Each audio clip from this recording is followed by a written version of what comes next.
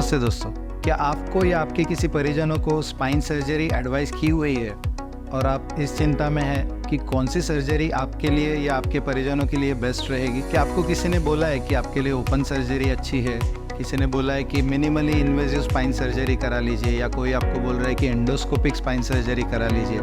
आप इस बारे में सोच रहे हैं कि कौन सी सर्जरी कराऊंगा तो रिजल्ट भी अच्छा रहेगा और मेरी पोस्ट ऑप रिकवरी भी फास्ट हो जाएगी। तो चलिए आज इसके बारे में बात करते हैं। नमस्ते, मेरा नाम डॉक्टर केतन देशपांडे है। Welcome to my YouTube channel. आज का जो हमारा टॉपिक है टाइप्स ऑफ स्पाइन सर्जरीज, इसके लिए हमें थोड़ा सा पीछे जाना पड़ेगा कि स्पाइन सर्जरी मतलब एग्जैक्टली क्या होता था और अभी आज हम लोग क्या कर रहे हैं।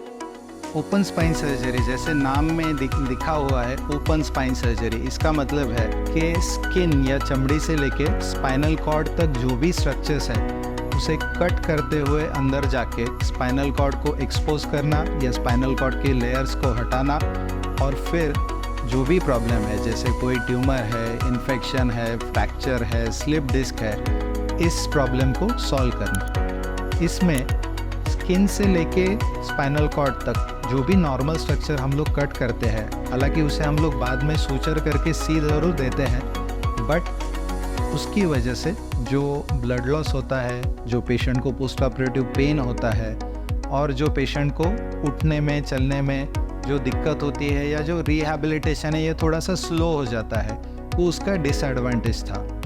इसमें जब साइंस और टेक्नोलॉजी आगे बढ़ा तो जो पहली मेजर ब्रेक थ्रू आई वो आई माइक्रोस्कोप के लिए, माइक्रोस्कोप के फॉर्म में। माइक्रोस्कोप को आप एक मैग्नीफाइंग ग्लास जैसा समझ सकते हैं। इसमें नेकेड आई मतलब डायरेक्टली आँखों से पूरा स्पाइनल कॉर्ड को ना देखते हुए एक अगर मैं मैग्नीफाइंग लूप या माइक्रोस्कोप यूज़ करके उसमें देखूँगा तो मुझे जो स्पाइनल कॉर्ड के इन एंड अराउंड जो प्रॉब्लम है वो बहुत ज़्यादा मैग्नीफाइड व्यू में दिखेगी। उसकी वजह से जो पीठ पे लगने वाला जो चीरा है, जो कट है, उसका साइज़ मैं अगर छोटा भी रखूँगा तो भी चलेगा क्योंकि मुझे बहुत ज़्यादा मैग्नीफाइड व्यू में सब दिख रहा है। सो इसकी वजह से ओपन स्पाइन सर्जरी और माइक्रोस्कोपिक सर्जरी, इसमें जो चीरा है, जो कट है, वो ऑलमोस्ट हाफ हो गया।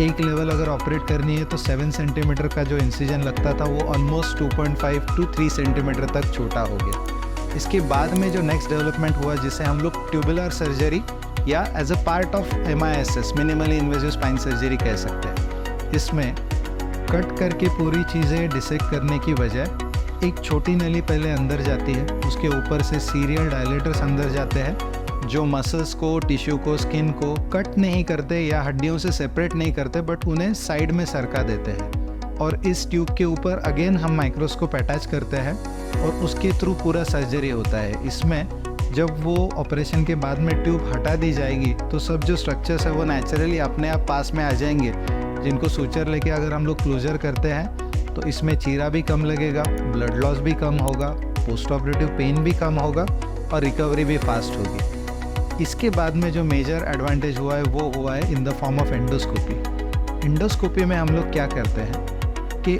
एक चीरा पीठ पे जिस लेवल पे प्रॉब्लम है वहाँ पे 1 या 2 चीरे सिर्फ लगते हैं, 2 कट लगते हैं, जिसमें एक कट में से एंडोस्कोप यानी कि दूरबीन है वो अंदर जाएगी।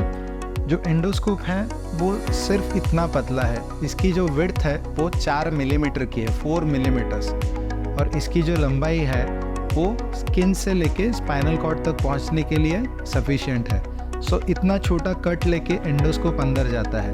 इसके टिप पे जो है वो लेंस लगा हुआ है, इसके पीछे जो है वो कैमरा लगेगा।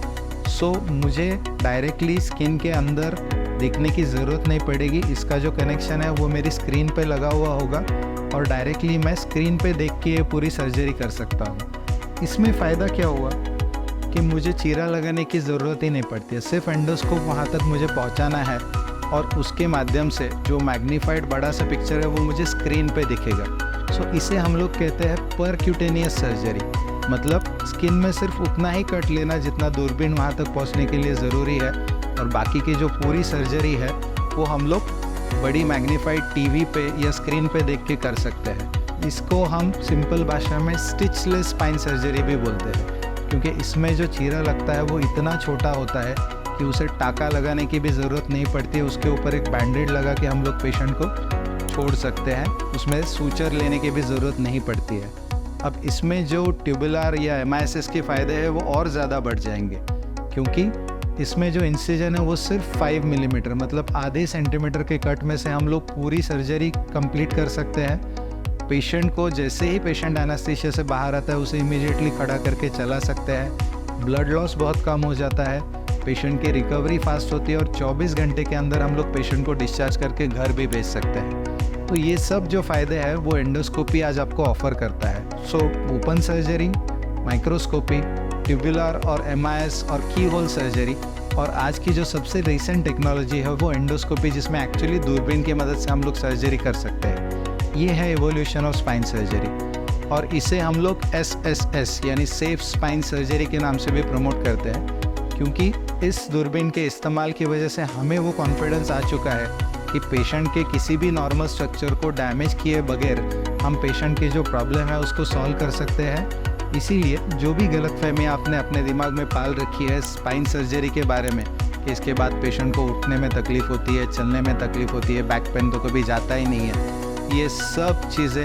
गलत है। इसमें हम लोग बहुत ज़्यादा कॉन्फिडेंटली आपको ये बता सकते हैं कि आप 24 घंटे के अंदर चलोगे और आप अपने पैरों पे चलते हुए 24 घंटे के अंदर डिस्चार्ज होके घर जा सकते हो। सो डेफिनेटली आप इसके बारे में अगर और जानना हो तो हमारी वेबसाइट पे भी लॉगिन कर सकते हैं, जिसके बारे में और डिटेल्ड इन्फॉर्मेशन आपको मिल जाएगी। Thank you.